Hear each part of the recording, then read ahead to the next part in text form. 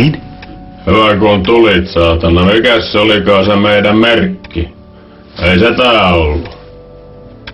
Pääsee ei ainakaan ollut. Mitähän merkkiä te mahdatte tarkoittaa? No se saatanan sorron merkki, mikä se oli? Niin siis varmaan ristimerkki.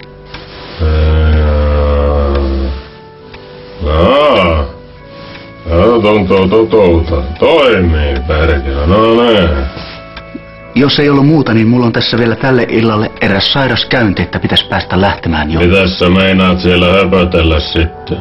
No, ajattelin vaan puhua siitä, kuinka sairaus voi olla korkeimman tapa puhutella ihmistä. Älä tommosta liirum-laarumia, kun näytät sille Jormas ja sanoo, että purrasen muhkurasta makkaraa, niin tällaista et oo saanut edes Porinmaan raveissa, perkele.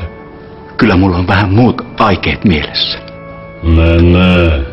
Älä sitä virhettä mene tekemään, että peset mulkkus ehtoollisviinissä. Diakonissa kun ottaa sulta sen jälkeen suihin, niin sehän menee hiprakkaan ja laulaa Junnu Vainion pornolauluja lopun päivää. Oon pari kertaa tehnyt se virheen ja voin kertoa, että tulee sanomista. No niin.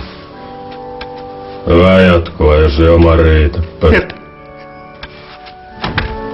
Niin se oli. Ei kun. No niin.